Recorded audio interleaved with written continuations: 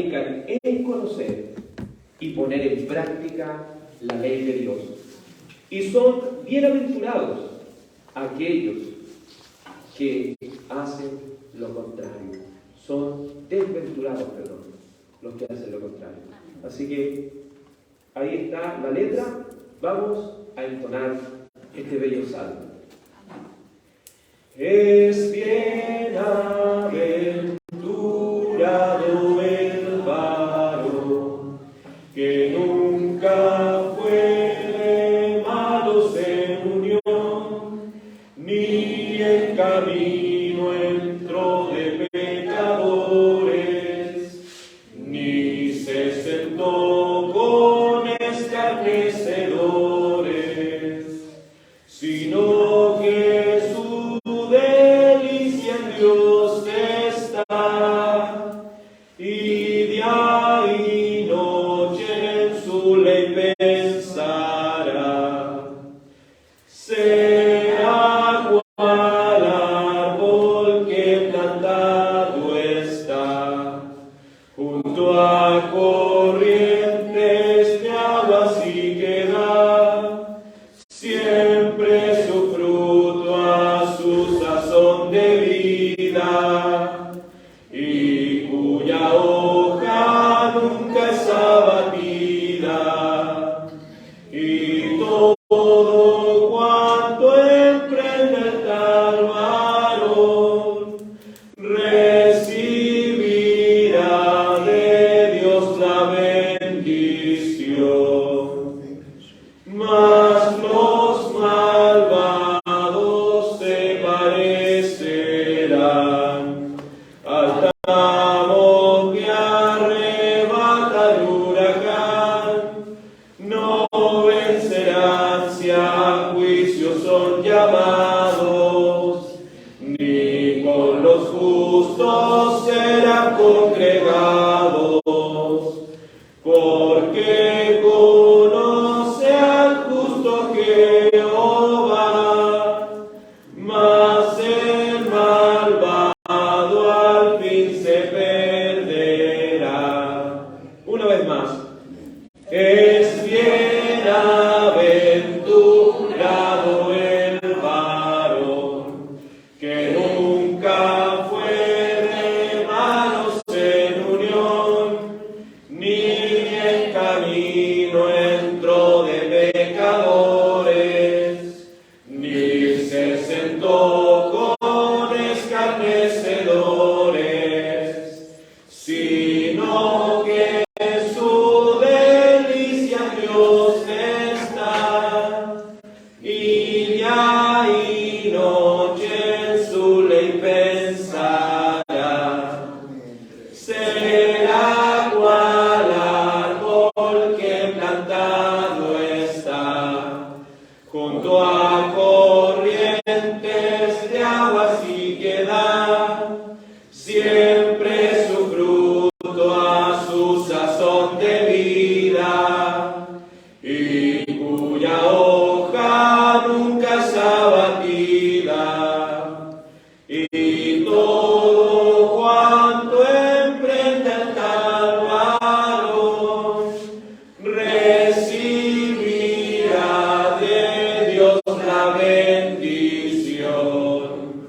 Mas los malvados se parecerán al tamo que arrebata el huracán.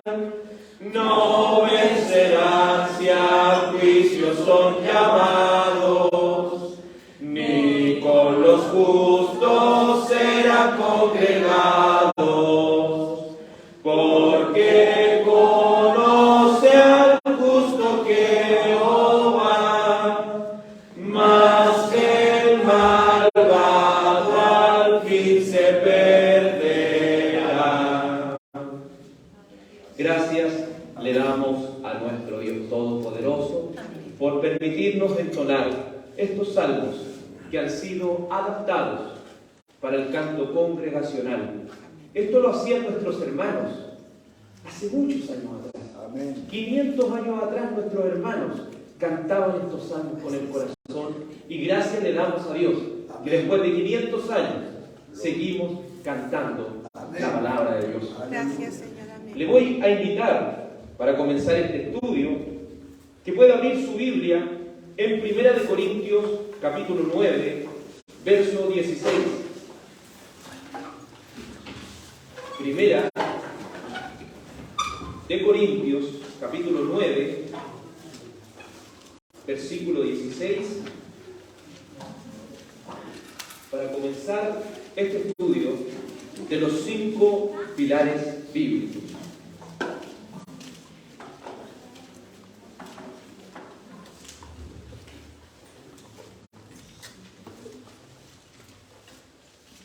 Primera de Corintios, capítulo 9, verso 16. Doy lectura en el nombre de Cristo. Primera de Corintios 9, 16. Pues si anuncio el Evangelio, no tengo por qué gloriarme, porque me es impuesta necesidad. Y ay de mí, si no anunciare el Evangelio. ¿Cómo termina diciendo el apóstol? Ay de mí, si no anunciare el Evangelio. Hay juicio para todos aquellos que no anuncien el Evangelio. Y cuando hablo de anunciar el Evangelio, estoy hablando de anunciarlo como Dios lo estableció en las Sagradas Escrituras. Porque queremos que el Evangelio sea anunciado no a través de estrategias humanas, sino que el Evangelio sea anunciado conforme a las Sagradas Escrituras. Vamos a orar a nuestro Dios una vez más para que nos dirija en este estudio. Porque no queremos, amados, que palabra de hombre salga de este lugar, sino que la palabra de Dios sea la que convierta el alma. Oremos. Dios Padre, te damos gracias porque nos has permitido estar reunidos aquí para comenzar este maravilloso estudio conforme a los 5 pilares del Evangelio. Te suplico y te ruego, Dios mío, que nos permitas predicar tu palabra al alcance de todo entendimiento. Por amor de tu nombre, no creemos, si estamos aquí, Señor, es porque no creemos que lo sabemos todo. Es porque con humildad nos acercamos a ti y decimos, Señor, permíteme predicar el Evangelio conforme a las Escrituras. Porque hay juicio si lo predico de manera incorrecta. Te suplico y te ruego que abras nuestro entendimiento. Te ruego, Espíritu Santo, que puedas convencernos de pecado, de justicia y de juicio. En el nombre de tu amado Hijo Jesús. Amén.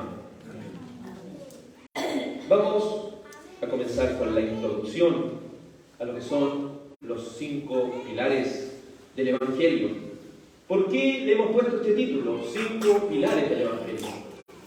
Porque un pilar es lo que sostiene una estructura.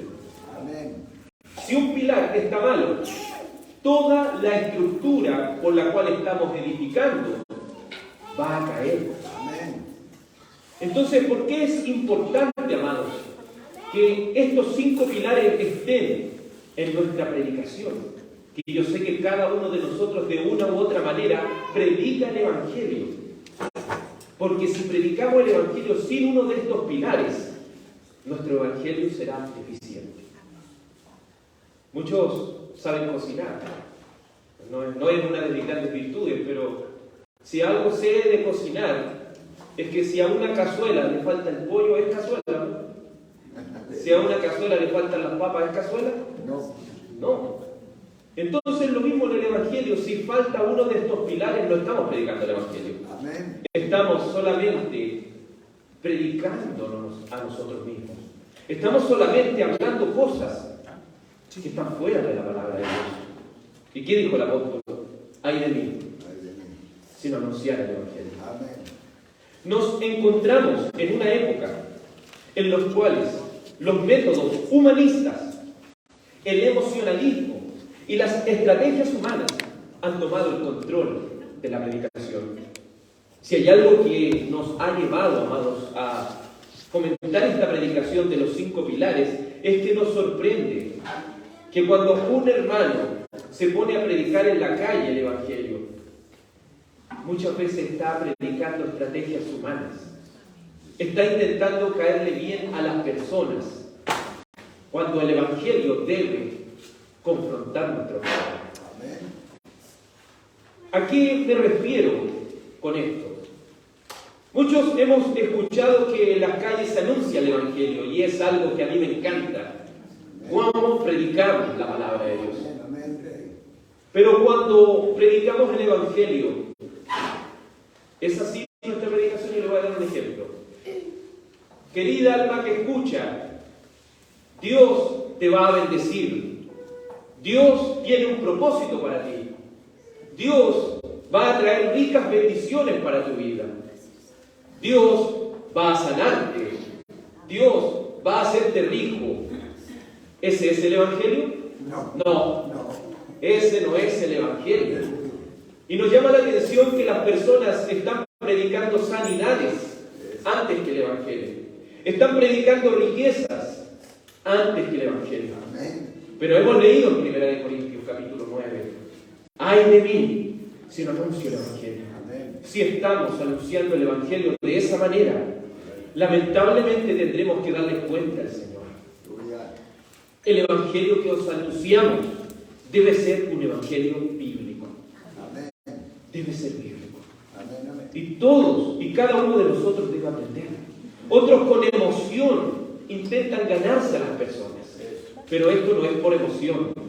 Esto es por la obra del Santo Espíritu de nuestro Dios. Este tipo de estrategias humanas han abandonado lo esencial y lo vital de la enseñanza del Evangelio. Porque la enseñanza del Evangelio tiene un propósito y es reformar vidas, es transformar corazones, es transformar almas, es hacer de ellas nuevas criaturas. ¿Por qué es necesario que nosotros como cristianos tengamos que profundizar en algo tan básico? Porque pareciera ser un insulto para nosotros como cristianos, y muchos quizás lo tomarán así, hablar acerca de los 5 pilares del Evangelio. Porque todos pretenden decir, si yo sé lo que es el Evangelio, ¿qué me van a venir a enseñar a mí lo que es el Evangelio? Pero si hay algo que caracteriza a los cristianos es la humildad de decir, Señor, ayúdame a predicar el Evangelio conforme a las Sagradas Escrituras. ¿Podemos pasar a la siguiente?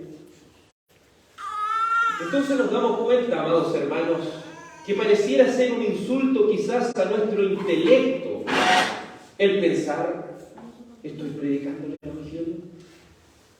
¿Cómo somos llamados? ¿Cómo somos conocidos?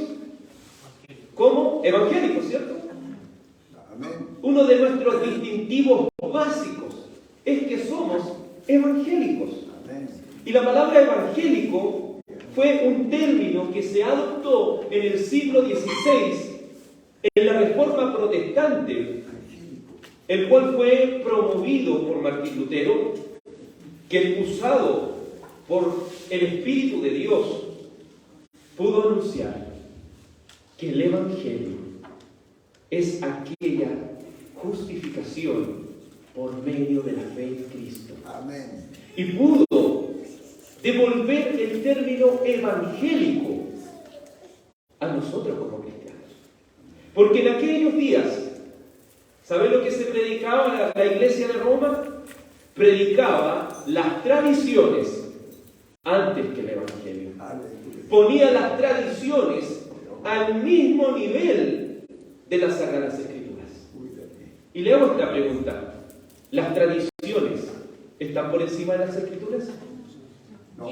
¿Son acaso las tradiciones algo que está por encima de la palabra de Dios? No, Señor. A simple vista podríamos responder que no, pero hay muchas cosas que hemos introducido en las iglesias. Y hemos introducido cosas que no están en el Evangelio. Amén. Entonces, hagámonos esta pregunta. ¿Estoy predicando el Evangelio de manera bíblica? Debemos hacerlo, porque nuestra esencia es ser evangélicos. ¿Qué se hizo en la Reforma del siglo XVI? Sino permitir que un hombre llamado Martín Lutero, en un castillo, pudiese traducir las Escrituras al idioma del pueblo. Él pudo traducir las Escrituras al alemán. Después Casidoro de Reina y Cipriano de Valera, que nosotros decimos Reina Valera, tomaron estos escritos y pudieron también traducirla al español, haciendo que esta Biblia hoy en día pueda estar en sus manos. Pero en el siglo XVI y anterior a eso, solamente la Biblia estaba escrita en latín, imposibilitada a que el pueblo pudiese conocer y entender las Escrituras. Ellos solamente podían contemplar la apariencia externa de la religión. Pero gócese y alégrese en Dios, que usted pueda tener una palabra de Dios en sus manos, llamada la Biblia. Pero hoy en día, tristemente lo debo decir, no es diferente a la reforma que hubo en el siglo XVI. Hoy en día las tradiciones humanas se han introducido en las iglesias. Hoy en día el emocionalismo está por encima de las Sagradas Escrituras. Y usted dirá, ¿por qué? Y con todo el respeto quiero decirlo, porque le hemos dado más énfasis a las profecías que están fuera de la palabra de Dios. Y la hemos puesto por encima de lo que la Escritura dice, que tenemos la palabra profética más segura, en la cual hacemos bien en estar atentos, como una antorcha que alumbra en un lugar oscuro. Pero hoy en día es que yo tengo una profecía para ti. Amados, dejemos el emocionalismo de lado, y quiero decírselo con todo respeto, no quiero guardar nada. Dejémoslo de lado para darle el lugar que se merece a las Sagradas Escrituras. Si hay un lema que movió a la Reforma, es el lema de la sola Escritura. Pues las Escrituras son nuestra regla de fe. Las Sagradas Escrituras son la autoridad máxima sobre todo concilio, sobre toda autoridad eclesiástica, sobre toda denominación, sobre todo nombre que se nombra. Las Escrituras tienen la principal autoridad. ¿Y quién debe regular nuestros cultos? Es las Sagradas Escrituras. Y no lo que siento, y no lo que pienso, sino las Sagradas Escrituras. Martín Lutero en su defensa pudo decir: mi conciencia está cautiva a la palabra de Dios. ¿No le pasa eso muchas veces en los cultos? ¿Se ha sentado alguna vez y ha contemplado lo que se está haciendo el día domingo? Y se ha preguntado: ¿esto será bíblico? ¿Esto será agradable a Dios? Como la misma Primera de Corintios nos enseña, comprobando lo que es agradable a Dios. ¿Ha comprobado lo que es agradable a Dios? Por medio de las Sagradas Escrituras. Vamos. ¿Qué consecuencias trae el no predicar el Evangelio bíblico? El libro de Gálatas, como usted lo puede ver ahí en el capítulo 1, versículo 6, verso 7, dice: me maravillo de que tan pronto ustedes hayan abandonado al que los llamó por la gracia de Cristo para seguir, ¿qué cosa? Un evangelio diferente. Que en realidad no es otro evangelio, sino hay algunos que los perturban a ustedes y quieren pervertir el evangelio de Cristo. Hay un profundo dolor en nuestro corazón. Es que el evangelio desde los púlpitos no está siendo anunciado. Amados en el Señor, por el amor de nuestro amado Cristo, suplico y le ruego que consideremos cómo estamos sirviendo al Señor.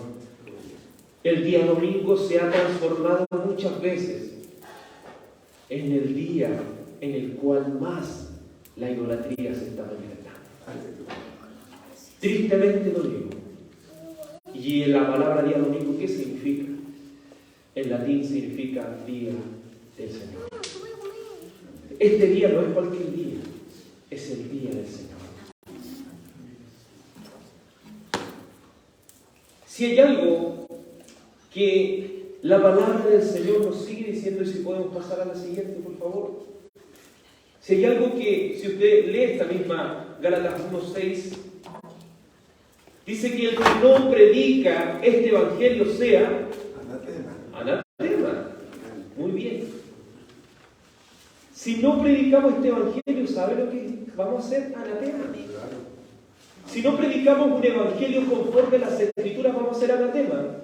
¿Y anatema qué significa? Si lo podemos ver ahí usted en su pantalla, anatema viene del griego que significa maldito. Maldito. Amén. Entonces, al contemplar este término y llevarlo a las Sagradas Escrituras, nos centramos en el libro de Josué. Un hombre llamado Acán, pensando que podía sustraer algo de aquel pueblo del cual Dios le dijo, no tomes nada de lo anatema. El que lo que hizo, tomó este lingote y lo escondió en su casa, pensando que nada le iba a pasar. Estamos tomando del anatema y lo estamos introduciendo en los cultos pensando que nada nos va a pasar. Estamos introduciendo en nuestra predicación cosas que no están en la palabra de Dios. Si alguno predicare otro evangelio, sea maldecido. Es maldito todo aquel que predica otro evangelio. ¿Y qué pasó con Acán? Sino que por culpa de Acán, el pueblo perdió la batalla. Y todos decían, ¿por qué, Señor, no nos ayudaste? ¿Por qué, Señor, nos pasó esto y aquello? Alguien tomó del anatema. Tráiganme a Acán y mátenlo a él y a toda su familia. Algo drástico que se hacía en el Antiguo Testamento. A eso me refiero, hermanos. Tener un error doctrinal en el Evangelio es gravísimo. No nos gustaría llegar al infierno pensando que éramos cristianos. No nos gustaría llegar al infierno pensando que en el culto hacíamos todas las cosas bien. Queremos, amado, comprenderlo aquí. Es por eso el motivo en el cual podemos hacer esto. Nadie, déjeme decirle, nadie puede traer otro evangelio. A la siguiente, por favor. ¿Qué dice la Escritura en Gálatas capítulo 1, versículo 8 al 9? ¿Qué nos dice? Pero si aún nosotros o un ángel del cielo les anuncia otro evangelio contrario al que les hemos anunciado, sea anatema. Como hemos dicho antes, también repito ahora, si alguien les anuncia un evangelio contrario al que recibieron, sea anatema. Recuerden que cuando vamos a las Sagradas Escrituras, no nos ponemos nosotros a decir, el que de mi denominación no predica, lo que yo digo sea anatema. No. Aquí lo está diciendo el autor original. ¿El autor original quién es? Pablo, hablando de la Galacia. Y Pablo dice, el que predica otro evangelio del que yo les he anunciado sea anatema. Entonces debemos predicar y estar alineados con ¿qué evangelio? ¿Con el evangelio de la denominación tanto? No. ¿Con el evangelio de la prosperidad? ¿Con el evangelio de las sanidades? No. Con el evangelio que predicaba el apóstol Pablo, y ese es el evangelio de Cristo. Amén. Y nótese que él se incluye y dice, pero si aún nosotros Es decir, si el mismo apóstol Pablo iba a contradecir la propia predicación que estaba diciendo, dice, yo también voy a hacer anatema si predico otra cosa que no sea el Evangelio de Cristo. Y si viene un ángel, es que no sé, es que quizás tuve una visión de que un ángel me trajo otro evangelio. Sea anatema, sea maldito. Tengamos cuidado, amados. Tengamos cuidado. Esta es la palabra. Esta es la palabra de Dios. Y si los sueños no se someten a la palabra de Dios, los sueños deben ser rechazados. Si los milagros no se someten a la palabra de Dios, deben ser rechazados. Porque esta es la regla de fe. Las sagradas escrituras. Sigamos. Tenemos la urgente necesidad de comprobar por las sagradas escrituras que predicamos el Evangelio. Tenemos esa urgente necesidad de pedir y decir, necesito predicar el Evangelio. Lo hemos dicho anteriormente, nuestra época no es diferente a la época de la Reforma. Hoy día la emoción está por encima de la palabra de Dios. Hoy en día, tristemente lo digo, están las tradiciones. Es que mi pastor lo hacía así, es que mi obispo lo hacía así, es que tal líder lo hacía así. ¿Por qué yo tengo que hacerlo diferente? Yo tengo que hacer lo que la palabra de Dios dice.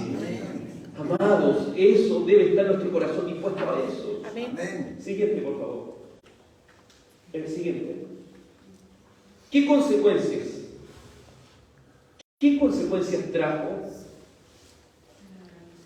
el creer que el emocionalismo, y veamos nuestro estado como iglesia a nivel general, no estamos hablando de nuestra iglesia local, sino hablando del cristianismo a nivel país?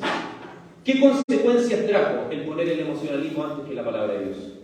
Trajo ignorancia y analfabetismo bíblico.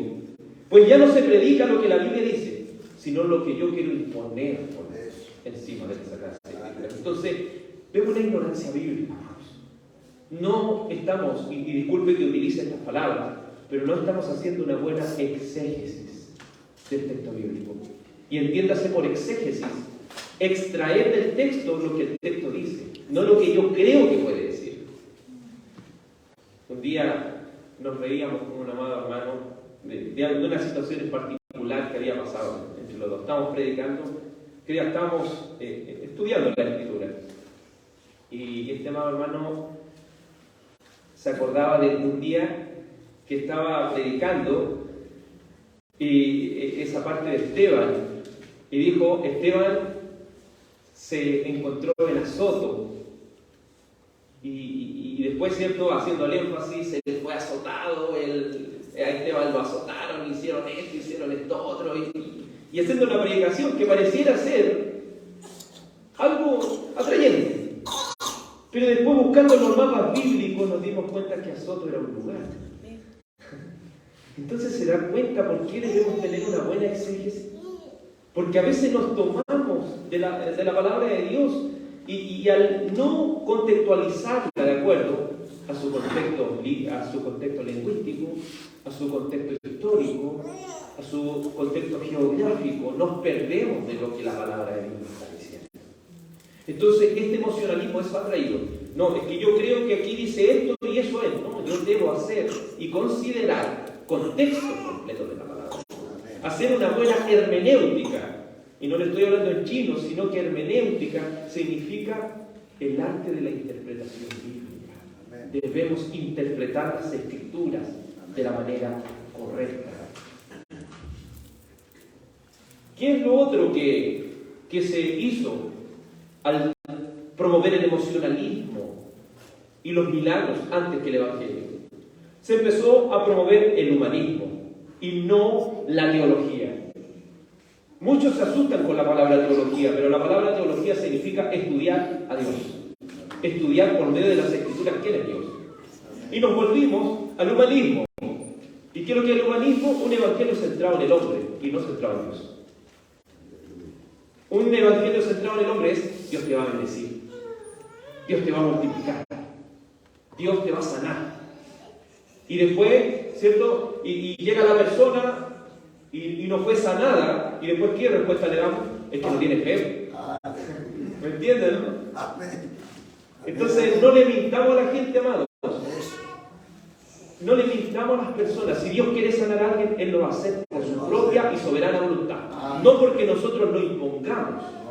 Él lo va a hacer conforme a su propia y soberana voluntad. No crean y perdón, pero miren, no existe aquella persona que tenga don de sanidad. No existe. Y no existe, porque dígale a alguien que supuestamente tiene el don de sanidad, dígale, vaya al hospital y vaya a sanar a alguien con cáncer. Que su sombra pase y los enfermos van a ser sanados. No pasa. ¿Y por qué no pasa? Es que no tienen fe las personas, no, pero recuerde, la sombra de Pedro sanaba a los enfermos. Tenemos un concepto errado de lo que son los milagros. Los milagros confirman la predicación apostólica. Porque la predicación apostólica, recuerda, ellos tenían la Biblia, no, estaba en proceso de construcción. Entonces, ¿cómo le iban a creer? Para eso eran los milagros. Hoy en día tenemos la palabra profética más segura. Esto es el milagro. ¿Sabe cuál es el milagro más grande que Dios puede hacer? Cambiarnos, transformar nuestras vidas, llevarnos al nuevo nacimiento, sacarnos del pecado y hacernos una nueva criatura. Eso sí es el mayor y más grande milagro que Dios sigue haciendo en la vida. Si quiere predicar un milagro, predique que Dios puede transformar las vidas, que puede sacarnos de la basura y llevarnos a ser un siervo para su Padre. Porque aquí no estamos las grandes personalidades, aquí no estamos las grandes personas, aquí estamos aquellos que han sido salvados por la gracia de Dios, lavados por su sangre preciosa y bendita. Llevó a mucha gente a pensar que era salva cuando en realidad no lo era. Trajo un erróneo entendimiento del Evangelio.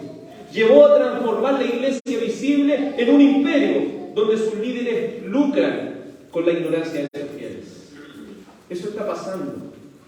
¿Por qué le conviene a las personas tener una iglesia ignorante? Para lucrar por encima de ellas. Para construir imperios, los cuales no están agradando a Dios. Criticamos la iglesia católica y andamos por la misma. Hermanos, enfoquémonos en predicar el Evangelio. ¿Por qué? Vamos a la siguiente. ¿Por qué es importante entender los cinco... siguiente, por favor. ¿Por qué es importante entender los 5 pilares fundamentales del Evangelio? Porque hay un fin principal, que es llevar gloria a Dios. Y nosotros, como lo hemos dicho, somos bautistas reformados. Si algún día nos visita, se va a dar cuenta que nosotros no levantamos nuestras manos y decimos gloria a Dios, gloria a Dios, gloria a Dios para siempre. No es porque nosotros no queramos darle la gloria a Dios.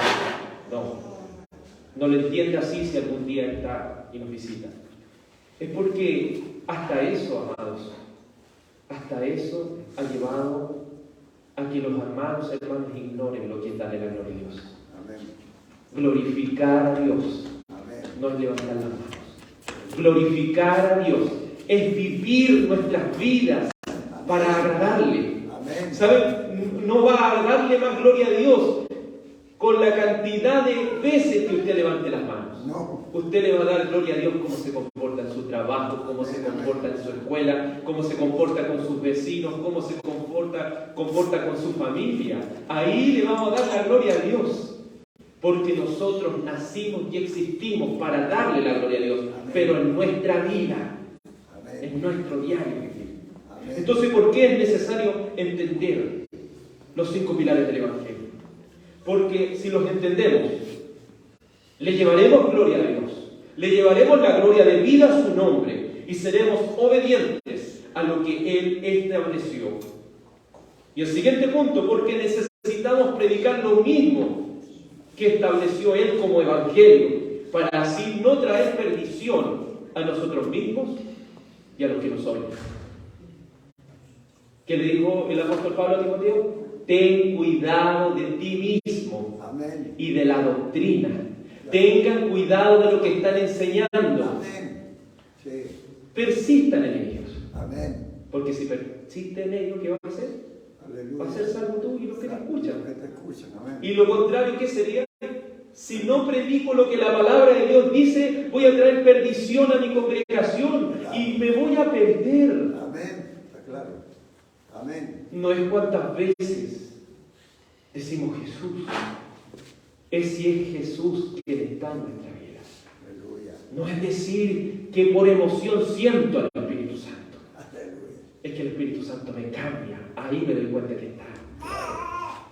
Amén. Tenemos un mal concepto de decir, voy a ir a la iglesia a sentir la presencia de Dios. Vivimos en la presencia de Dios, amados. Amén. Claro. O no olvide Elías, ¿qué decía? En Jehová, en cuya presencia estoy. Amén. Que dijo, yo vivo bajo la presencia de Dios. Amén. No es que necesite ir y ahí voy a sentir la presencia de Dios. No, la presencia de Dios está en todos lados, amados. Toda la tierra. Está en toda la tierra. Amén. Sí, Rey. Entonces entendamos estos 5 pilares, porque así van a ser salvos los que nos oyen y nosotros mismos. Amén. Vamos a la siguiente. ¿Qué son los 5 pilares? ¿Qué serían los 5 pilares?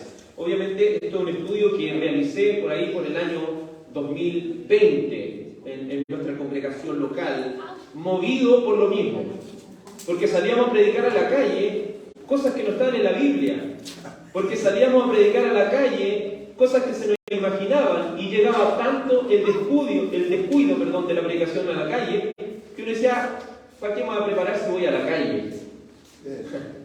Nuestra mayor preparación debe ser para ir a predicar a la calle. Porque si predicamos un mensaje diferente, Dios nos va a juzgar por eso. Amén. Sí. Entonces, ¿qué es lo que es? ¿O qué son estos 5 pilares? Lo hemos dicho. Los pilares afirman la estructura. Amén. Entonces, los 5 pilares son un sistema hermenéutico basado en la interpretación. En la observación. La hermenéutica, ya le he dicho, es la interpretación bíblica. Entonces, para entender los 5 pilares, hacemos una observación en cómo predicaba el apóstol Pablo, en cómo predicaba Pedro, cómo predicaba Esteban, cómo predicaba Felipe. Amén. Si yo identifico la estructura de cómo ellos predicaban, eso yo lo voy a poder replicar en cada predicación que haga. Entonces, si lo entiende, es solamente, no es meternos más allá, sino es observar. Es algo básico, la observación es algo básico que el ser humano tiene. Si tuviéramos al apóstol Pablo aquí predicando, nosotros observaríamos cómo él lo hace y nosotros lo replicaríamos, sin miedo. Amén. Porque él está predicando por el Espíritu de Dios. Claro. Y conforme a las Escrituras. Amén. Una cosa más que quisiera comentar antes de entrar al estudio, porque todo esto debemos entenderlo para ir al estudio. El Espíritu Santo, el Espíritu Santo y las Escrituras están alineadas. ¿Qué quiere decir eso? ¿Que el Espíritu Santo va a contradecir la palabra? No, el Espíritu Santo la confirma, porque ¿quién la inspiró? El Espíritu Santo. Entonces yo no puedo decir, hermano, yo no estoy de acuerdo con los 5 pilares, voy a predicar por el Espíritu Santo. El Espíritu Santo no contradice la palabra. Entonces yo debo predicar por el Espíritu Santo conforme a la palabra. Amén. Ser lleno del Espíritu Santo no es saltar. No. Ser lleno del Espíritu Santo no es bailar. Ser lleno del Espíritu Santo no es cuántas veces me habla en lengua. No. Ser lleno del Espíritu Santo es ser lleno de la palabra de Dios. Amén.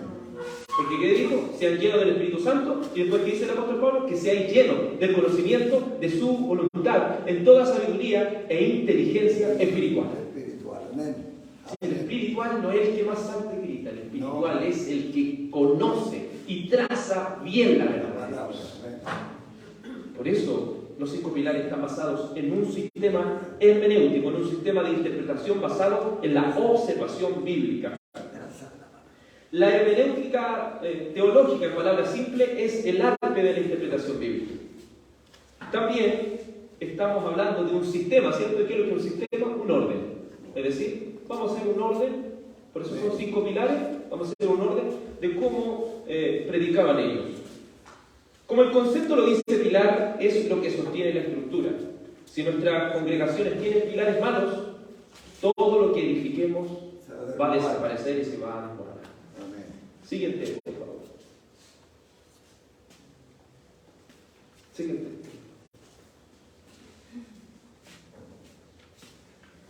Entonces, ¿cuáles serían los 5 pilares? Y se los voy a decir en orden. El primero de los 5 pilares, que es el sistema, ¿cierto? El orden. Un mensaje acerca de quién es Dios. Es decir, cuando predique el Evangelio, siempre mi predicación debe estar basada, en primer lugar, quién es Dios. Amén. En segundo lugar, es un mensaje acerca del pecado. Si dentro de mi mensaje del Evangelio no estoy predicando en contra del pecado, no es el Evangelio. Luego el Evangelio es un mensaje acerca de su vida, acerca de la vida de Cristo, su expiación y su resurrección. En quinto lugar, es un mensaje de salvación o condenación. Esos son los 5 pilares. Amén. ¿Cómo llegamos? Y ahora podemos ir a la siguiente. ¿Cómo llegamos a esta conclusión? Obviamente observando cómo predicaban los apóstoles y el patrón que se repite una y otra vez en su predicación del Evangelio. Aunque usted no lo crea, hay un patrón que se repite, hay una estructura que se repite en la predicación de Felipe, en la predicación del apóstol Pablo, en la predicación del apóstol Pedro, y así en cada uno de los que predicó el Evangelio siempre hay una estructura, y esos son los 5 pilares. Primero explicaremos los 5 pilares. Luego de esto analizaremos cómo lo desarrollaban en la predicación los apóstoles. Vamos a partir por lo más básico. ¿Qué significa la palabra evangelio?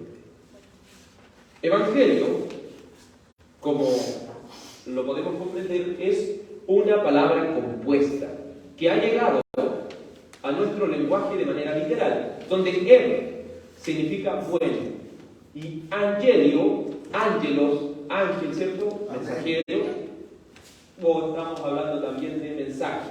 Entonces, cuando hablamos de la palabra evangelio, en su sentido literal, es un mensaje bueno o una buena noticia. Por eso decimos el evangelio son las buenas noticias. Amén. Siguiente, por favor. Pero cuando predicamos las buenas noticias, ¿las vamos a valorar si no entendemos las malas, no? Para que alguien valore las buenas noticias, debemos predicar cuál es la buena noticia. Amén. Le pongo un ejemplo. Si yo predico a alguien y le digo, Cristo murió por ti, ¿sabe lo que gente ha dicho? Fantástico, qué bueno que haya muerto por mí. Y ahí queda. Entonces, si esta persona no tiene una convicción de su pecado, si esta persona no sabe quién es Dios, no va a entender por qué Él murió en la cruz. Amén. Y tristemente lo digo, hay muchos cristianos que ni siquiera saben por qué Cristo murió en la cruz. Y se centra en solamente cuántas veces le pegaron o traspasaron su costado y ignoran lo más importante. ¿Cuál fue el castigo más grande que Cristo recibió en la cruz? ¿Cuál fue? Crucificado. ¿Cuál? La copa. ¿La copa? ¿Cuál más? ¿Hermano Cristóbal? La ira de Dios. ¿Sabe por qué? ¿Cuál fue el castigo más grande que él recibió? El abandono de su padre.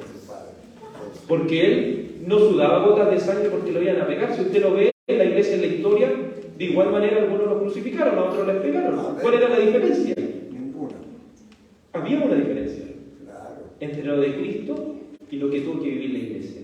Amén. No en cuántas veces le pegaron, No. sino en que mientras Cristo fue abandonado por el Padre, los hijos de Dios, aunque fueron martirizados, el Padre siempre estuvo con ellos. Amén. Siempre Dios estuvo con ellos. Amén. ¿Qué dijo Jesús en la cruz? Dios mío, ¿por qué me has abandonado? Ese fue el grito de angustia. Él estaba citando el Salmo 22. Estaba diciendo, Dios mío, ¿por qué me abandonaste? ¿Qué va a experimentar las personas que vayan al infierno? El ser abandonados por Dios. Van a ser abandonados para recibir totalmente el juicio. Aquí la gente recibe gracia común. Recuerda, el sol sale sobre justo y injusto, pero en el infierno no hay gracia común. En el infierno no hay misericordia. Solamente está la ira de Dios. Amén. Su terrible juicio. Amén. Y no dice horrenda cosa cosa es caer en las manos del diablo. Dice, horrenda cosa es caer en las manos de un Dios viviente. Que Dios sea vuestro temor. Que Dios sea vuestro miedo. Porque si nuestro concepto acerca de Dios está erróneo, nuestra predicación también va a ser errónea. Vamos a entender el último punto, que es entender el evangelismo y la soberanía de Dios. Cuando hablamos de predicar el evangelio, no estamos diciendo que usted va a ir a convencer a la gente como alguien va a convencer a alguien para que compre un producto. ¿Cuál es la misión de la iglesia? ¿De la gran comisión? Predicar el evangelio. Eso. ¿Es nuestra parte ir a buscar a la gente y arrastrarla a que venga? No. Nuestro trabajo es predicar. Amén. Es predicar. Advertir. ¿Y cuál es el trabajo de Dios? Traer. Traer a las personas. Amén. Pero a veces nosotros, ¿y por qué empezamos a hacer o a innovar para que la gente venga? Porque nosotros queremos traer a la gente. Eso. ¿Entiendes, no? Es ahí, estamos convenciendo a la gente con un espíritu humano. Claro. Y no a través del Espíritu Santo de Dios.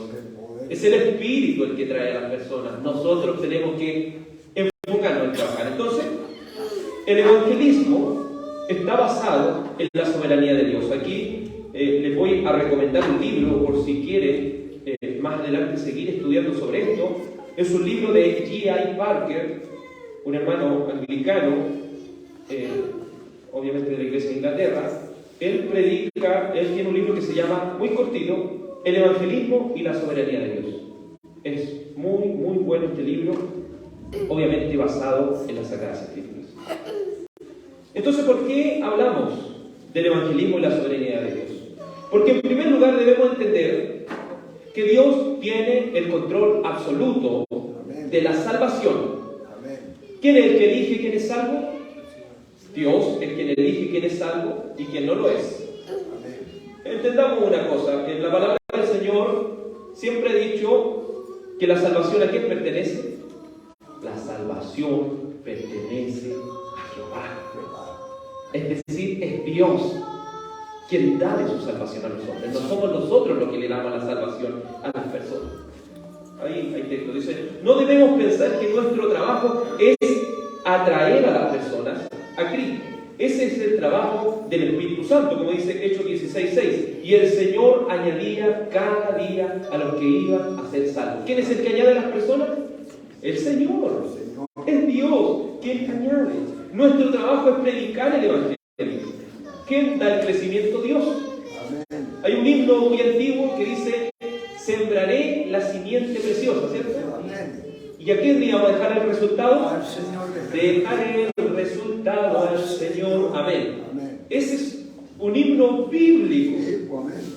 Pero decimos, voy a hacer otra cosa para atraer a las personas. No, el resultado se lo deja al Señor. Es Dios quien trae a las personas a Él. La salvación, como lo hemos dicho, es de Jehová, según el Salmo capítulo 3, versículo 8. Dios añadía cada día a los que han de ser salvos. Hechos capítulo 2, versículo 47. San Juan 6:44 dice algo muy importante. San Juan 6:44. Ninguno puede venir a mí si no le fuere dado de mi Padre. ¿Alguien puede venir a Cristo? Vengan a Cristo, amados. Como que estuviéramos ofreciendo un producto. No. Ninguno, dice San Juan 6:44, puede venir a mí si el Padre que me envió no lo trajera. Es el Padre que trae a la persona. Por eso, enfoquémonos en nuestro trabajo, que es ir y predicar el Evangelio. Lo que dice Mateo 28:19, Marcos 16:15, vayan y prediquen el Evangelio. No dice vayan y traigan a las personas, vayan y prediquen. Siguiente, por favor. Siguiente. Jamás alguien apreciará las buenas noticias si no entiende cuáles son las malas noticias. Vamos, amado, ya a entrar de lleno a lo que es el primer pilar del Evangelio. El primer pilar del Evangelio es un mensaje acerca de Dios. Es un mensaje acerca de Dios. Uno de los errores que se cometen en la predicación del Evangelio es anunciar los beneficios antes de mostrar la condición pecaminosa del hombre. ¿Y qué es lo que esta condición pecaminosa merece? Un correcto entendimiento de quién es Dios llevará al pecador a ser confrontados con la santidad de Dios y sentir que morirá. Dios es santo y justo. Entonces, pongámonos en un caso. Cada persona ha sido creada ¿por qué? Por Dios, ¿cierto? Pero desde que el hombre y la mujer pecaron, ¿qué es lo que pasó con el ser humano?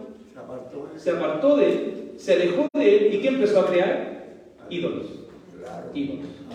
Entendamos una cosa, cuando hablamos de las personas, todos tienen algún tipo de concepto de quién es Dios. Pero si hay algo que estamos seguros que el concepto que las personas tienen acerca de Dios es un concepto erróneo. Es un concepto que no es cierto. Entonces, por eso cuando a veces le predicamos a las personas, Cristo murió por ti, ellos dicen fantástico, porque no entienden que Dios es justo, no entienden que merecen el infierno, no entienden, ni siquiera saben quién es Dios. Por eso si le vamos a predicar muchas veces a personas que participan de otra religión, ellos ¿qué van a decir? Pero mi Dios es el mismo que el tuyo. ¿Cierto? Oye, y algunos empiezan a ser convencidos por esto y piensan que así no. Debemos, cuando prediquemos el Evangelio, debemos mostrar quién es Dios. ¿Y cómo podemos saber quién es Dios? ¿A través de qué cosa? El conocimiento de la palabra. A través del conocimiento de la palabra de Dios. Dios nos ha dejado la revelación especial. ¿Quién anda buscando nuevas revelaciones? Nadie, ¿cierto? Porque aquí tenemos la revelación. Aquí está la palabra. Nosotros no decimos Dios, danos nuevas revelaciones. Decimos Dios, ilumínanos para entender la revelación que ya tenemos. Este proceso se llama iluminación. Necesitamos que Dios nos ilumine para comprender las Escrituras. No necesitamos que Dios nos revele nuevas cosas, amados del Señor. Sigamos. Uno de los conceptos más importantes acerca de nuestro entendimiento. Recuerden, el Evangelio es un mensaje ¿acerca de qué? Acerca de Dios. El Evangelio es un mensaje acerca de quién es Dios. Debemos predicar a las personas quién es Dios. ¿Quién es Él? ¿Quién es el Señor? Dios tiene atributos. Las personas que estudian la Biblia han hecho un compendio para poder de alguna manera describir a Dios. Dios, por ejemplo, cuando hablo de atributos estoy hablando de características. ¿Que alguien me puede decir una característica de Dios? Dios es amor. Dios es amor, justo, perfecto, fiel, perfecto, misericordioso, santo, inmutable. Entonces se fija a ese compendio lo que estamos hablando acerca de los atributos de Dios. Eso. Dentro de los atributos de Dios hay atributos comunicables y atributos incomunicables. Los atributos comunicables son aquellos que nosotros podemos entender. Por ejemplo, amor. Dios es amor. El ser humano tiene algún concepto de lo que es el amor. Dios es justo y el hombre entiende lo que es justo. Pero un atributo no comunicable, ¿cuál sería? Eternidad. Somos eternos nosotros, ¿no? Que diga en el sentido de que no tenemos un comienzo, pero Dios no tiene un comienzo. Entonces, cuando hablamos acerca de la eternidad y su concepto profundo, no es algo que usted y yo podamos comprender fácilmente. Todopoderoso, ¿quién es todopoderoso? Dios solamente, nosotros no somos todopoderosos. Entonces, eso es un atributo no comunicable. Y dentro de los atributos hay uno que resalta, y es la santidad de Dios.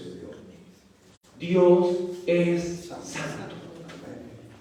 Si usted puede abrir su Biblia en el libro de Isaías, capítulo 6. Isaías, capítulo 6, podemos entender la importancia de este concepto acerca de la santidad de Dios. Isaías, en el capítulo 6, hay un solo atributo, una sola característica que es elevada a la tercera potencia. Hay un solo atributo que toca a todos los demás. Y esa es la santidad. Dice la Escritura en Isaías capítulo 6, versículo 1 así: en el año en que murió el rey Usías, vi yo al Señor sentado sobre un trono alto y sublime, y sus faldas llenaban el templo. Por encima de él había serafines, cada uno tenía 6 alas, con 2 cubrían sus rostros, con 2 cubrían sus pies y con 2 volaban. Y el uno al otro daba voces diciendo: Santo, Santo, Santo, Jehová de los ejércitos. Toda la tierra está llena de su gloria. Y los quiciales de las puertas se estremecieron con la voz del que clamaba, y la casa se llenó de humo. ¿A cuánta potencia es elevado este atributo de Dios, sino a la tercera potencia? ¿Cómo se dice? No se dice. En la Biblia nunca va a encontrar que dice amor, amor, amor, amor. Como podía decir R.C. Sproul, un predicador. Dios no dice justicia, justicia, justicia. A Él se le llama a la tercera potencia como Santo, Santo, Santo. Si entendemos la literatura hebrea, vamos a entender que los judíos en su estructura de la escritura, ellos no tienen signos de exclamación, porque el signo de exclamación es para recalcar algo, ¿cierto? Claro, amén. Ellos repiten las cosas más de una vez. Por eso Cristo, cuando se paraba, ¿qué decía? De cierto os digo. ¿Y qué es lo que hacía la audiencia original? Él va a decir algo importante. Claro. Sí. Por eso lo que habían visto en Gálatas capítulo 1 versos 6 y en adelante dice: el que predica otro evangelio sea anatema. Y después dice: y si alguien predica otro evangelio, sea anatema. Entonces, ¿eso qué quiere decir? Debemos prestar atención, porque un judío está repitiendo algo más de una vez y eso es sumamente importante. En esta visión, y entendamos las visiones no como algo, ¿cómo lo podemos decir?, literal, sino como algo que nos quiere transmitir. Los profetas, cuando hablan, no hablan de manera literal, hablan de manera figurativa. Entonces, aquí, este hombre llamado Isaías, en su contexto, él está pasando por un mal momento, porque el presidente o el rey más estable, en el cual ellos habían podido conseguir grandes riquezas y una estabilidad, había muerto. Entonces, ¿cómo se siente una persona cuando alguien que uno lo tiene por líder muere? ¿Cómo está todo el pueblo? Triste. Pero algo comprendió Isaías. Dijo: cuando pasó esto, vi yo a dónde, vi al Señor sentado en el trono. Murió el rey terrenal, pero el rey celestial está en su trono. Amén. Mi mirada, podía decir Isaías, está puesta aquí, pero mi mirada está puesta acá. Aquí pueden morir los presidentes, puede pasar lo que sea, pero el Señor está en su trono alto y sublime. Y los personajes que están más cerca de la presencia de Dios, ¿cómo se llaman? ¿Ángeles? No, se llaman serafines. Los ángeles no pueden estar a ese alcance. Los que están alrededor del trono de Dios son otro tipo de personajes llamados los serafines. Y estos serafines, ¿cuántas alas tenían? 6. Y lo hemos visto cuando Dios hace algo, siempre lo hace con su qué, ¿cierto? ¿Para qué alguien va a tener 6 alas? ¿Para volar más rápido? No, con 2 volaban, dice. ¿Y con las otras 2 qué hacían? Cubrían sus rostros. Y con las otras 2 cubrían sus pies. ¿Y qué es lo que hacían con sus labios? Santo, santo, santo, santo. Ante la presencia de Dios, ¿cómo estaban los serafines? ¿Saltando? ¿Gritando? ¿Estaban en la presencia de Dios? ¿Así estaban? Estaban hablando y estaban con sus rostros tapados. ¿Qué significa eso en la simbología? Cuando alguien tapa su rostro es porque no se siente digno de estar ante la presencia inmediata de Dios. Amén. ¿Se fija cómo va cambiando nuestro concepto acerca de quién es Dios? Si aún los seres que están más cerca de la presencia inmediata de Dios, no se sienten dignos ni siquiera de mirarlo. Amén. Y nosotros pensamos, aquí estamos en la presencia de Dios pensando que así es. Si los personajes que nunca no pecan, nosotros sí, si los personajes que no pecan, están con sus rostros tapados, tapan sus pies porque son símbolos de que son seres creados, no se sienten dignos. ¿Cómo debiéramos presentarnos delante de Dios? Humillados ante su santidad. Entonces no sé si entender este texto le transmite esto, pero yo creo que le transmite porque dice el verso 4, y los quiciales de las puertas se estremecieron con la voz del que clamaba, y la casa se llenó de humo. Es decir, un quicial de una puerta es algo inanimado, pero ante la presencia de Dios, eso se llega a estremecer, amados. Si nuestros corazones no son estremecidos ante la santidad de Dios, es porque no hemos conocido a Dios. Si no hemos llegado a su presencia humillados ante su mano poderosa, es porque no hemos conocido que es Dios. Mire, un concepto acerca de Dios. ¿De qué es Dios? Mire lo que realizan las personas. Verso 5. ¿Qué dijo Isaías? ¿Qué dijo? ¡Gloria a Dios! Dijo amén, dijo aleluya. ¿Qué dijo? ¡Ay de mí! Que soy muerto, porque siendo hombre inmundo de labios y habitando en medio de pueblo que tiene labios inmundos, mis ojos han visto al Rey, a Jehová de los ejércitos. Si tenemos un concepto concreto de quién es Dios, verdaderamente vamos a sentirnos pecadores. Isaías no era cualquier persona. Isaías era un hombre justo delante del ojo de Dios. Pero aún Isaías, solo con ver eso, no se sintió digno.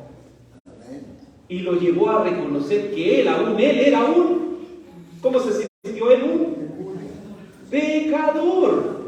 La palabra ay es una palabra antigua que significa juicio. Es decir, hay juicio sobre mí. Voy a morir. Porque yo siendo un hombre inmundo he visto al Señor. Aleluya. Gloria a Dios. Y un hermano puede acercarse y puede contar un sueño y decir, hermano, sabe que ayer soñé con el Señor, vi su carita, estuve con él ahí, sentado, él me conversaba.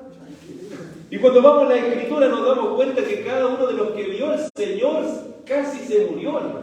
Amén. Se sintió morir. Entonces cuidémonos de decir, no olviden esto, Satanás se disfraza. Se disfraza como antes de luz y sus ministros como ministros de justicia. Entonces no piense que es el Señor el que se le apareció. Es el diablo que quiere engañarlo para hacerle pensar que la santidad de Dios es cualquier cosa. Dios es santo, santo, santo. Imagínense que con tan solo comprender su santidad, eso nos lleva a experimentar y decir, soy un pecador. Soy un pecador. El ser humano, en su estado caído, tiene distorsionada la imagen de quién es Dios. Pero cuando usted le expresa cómo Dios se ha revelado por medio de las Escrituras, por ejemplo, usted utiliza el atributo de la santidad de Dios y se lo explica, esa persona automáticamente va a reconocer que es un pecador. Porque un mensaje acerca de Dios es también un mensaje acerca del pecado. Vamos a la siguiente, por favor. Este salmo es importante. Si hay algo que nosotros ignoramos, es esto, amados. Miren lo que dice la Sagrada Escritura. Dice, estas cosas has hecho, y yo he guardado silencio. Este es Dios. Pensaste que yo era tal como tú, pero te reprenderé, y delante de tus ojos expondré tus delitos. ¿Sabe cuál es el peor error de nosotros como seres humanos? Que pensamos que Dios es como nosotros.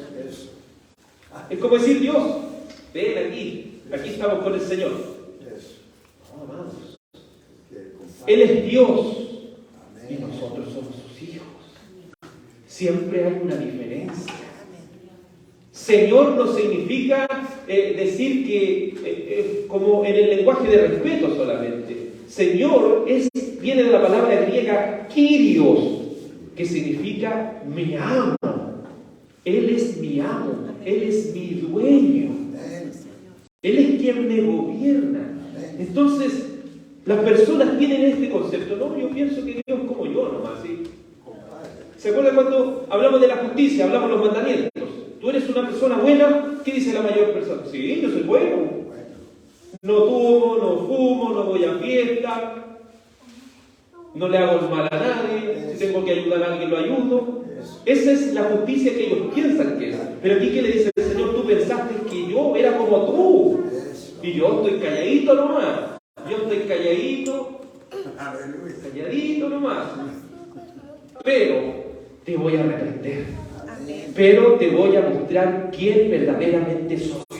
Un Dios santo, un Dios justo. Y no pensemos que nuestra justicia está por encima de la justicia de Dios. Quien regula nuestra justicia es la justicia misma de Él. No debemos pensar que Dios es como uno de nosotros. No debemos predicar a un Dios. Como dice la gente, ¿usted cree en Dios? Sí, yo creo en Dios, pero a mi manera. Ese Dios a su manera es un ídolo. Es un falso Dios. Entonces, cuando vamos a hablar con una persona que dice creer en un Dios a su manera, cuando vamos a hablar con una persona, nosotros debemos mostrarle quién es el verdadero Dios. ¿Quién es el verdadero Dios? A la siguiente, por favor. Si hay algo que a nosotros nos debe preocupar, amados, es esto. Jeremías 9:24. Alábese en esto el que se hubiere de alabar. ¿En qué? En entenderme. ¿Y qué cosa? Y conocerme. Que yo soy Jehová, que hago misericordia, misericordia, juicio y justicia en la tierra. Porque estas cosas quiero, dice Jehová. Si hay algo que pasa en las relaciones amorosas entre los esposos, ¿qué pasa? Dice, está el esposo diciéndole al esposo, es que tú no me entiendes. Pero eso es algo válido, porque muchas veces queremos nosotros imponernos por encima de la otra persona, no entendiendo que nosotros debemos preocuparnos por entender quién es la persona y qué es lo que la persona necesita. Dios es una persona en su sentido, ¿cierto?, de personalidad. Dice, alábese en esto, el que se hubiere de alabar. Y antes de eso dice, no se alabe el rico en su riqueza, ni el sabio en su sabiduría. Alábese en esto. En entenderme. Entiéndame. Dios nos está hablando, amados. Entiéndame. Sé que le gusta, no sé, danzar, sé que le gusta saltar y gritar, pero entiéndame. No es eso. No es eso lo que yo quiero. Yo quiero que cambien de aquí. Yo no consigo nada con hablar 20 palabras en lengua así. Después de aquí voy a salir diciendo grabado. Si voy a salir tratando mal a mi esposa. Si voy a hacer las peores cosas, amados. Dios quiere ser entendido por medio de su revelación especial. Dios quiere ser también conocido. Es que yo creo que Dios debe ser de esta manera, ¿no? Dios quiere ser conocido por medio de las Sagradas Escrituras. Pero que cuando leo la Biblia, la abro y me da sueño. Entonces no amamos a Dios. Porque cuando amamos a alguien, estamos dispuestos a sacrificarnos por aquella persona. El amor no es lo que el mundo nos enseña. El mundo enseña que el amor, un día amo a alguien y el otro día no lo amo. No. El amor nunca deja de ser. El amor permanece porque Dios es amor. Y si amamos a alguien, estamos dispuestos a sacrificarnos por ese alguien. ¿Cuándo fue la última vez que leímos la Biblia completa? ¿Cuándo fue la última vez que no solo la leímos, sino que la estudiamos?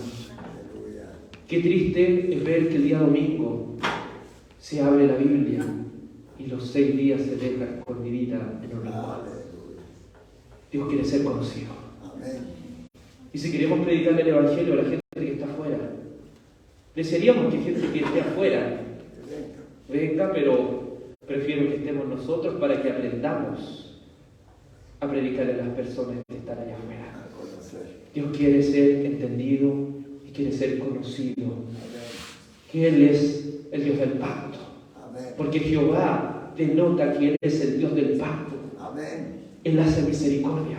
Es decir, ¿debo predicar solo la misericordia? No. Debo predicar el juicio y debo predicar la justicia. Si mi evangelio carece de justicia, si mi evangelio carece de juicio, no estoy predicando el evangelio. Si estoy predicando puro amor, amor, amor, amor, no estoy predicando el evangelio. Si estoy predicando solo justicia, justicia, justicia, no estoy predicando el evangelio. Debo predicar el evangelio conforme a quién es Dios. Pero debo procurarme conocerlo de alguna manera. Sigamos. ¿Cómo puede ser Dios conocido? Es que yo lo voy a conocer cuando Él se me aparezca en la noche. No. Yo lo voy a conocer como dijo Jesús en San Juan 5:39. Escudriñad las Escrituras, porque a vosotros os parece que en ellas tenéis la vida eterna, y ellas son las que dan testimonio de mí. Amén. ¿Qué debemos hacer? Escudriñar. Señor. ¿Y qué significa escudriñar? Significa indagar Amén. con diligencia Buscar. la palabra de Dios. Amén. Por eso no es solo leerla, es indagar. Es indagar para poder conocer a Dios. No espere que Dios se lo revele en un sueño ni en una visión. Espere conocerlo por medio de las Escrituras. Dios quiere ser conocido, pero por medio de las Escrituras. Si tenemos en alta estima el Evangelio del mensaje acerca de quién es Dios, es porque realmente estamos predicando el Evangelio. Aleluya. Hay un patrón que se repite no solo en Isaías 6, sino también en Lucas 5:8. Cuando Pedro conoce quién es Jesús, él reconoce que es un pecador. Cuando Juan en Apocalipsis 1:17 ve a Jesús, ¿qué dice? Cuando le vi, caí como muerto a sus pies. Y no como algunos dicen, caí de espalda, no. Él caí como muerto a sus pies. Él cayó humillado, es un símbolo de humillación. Eso es conocer a Dios.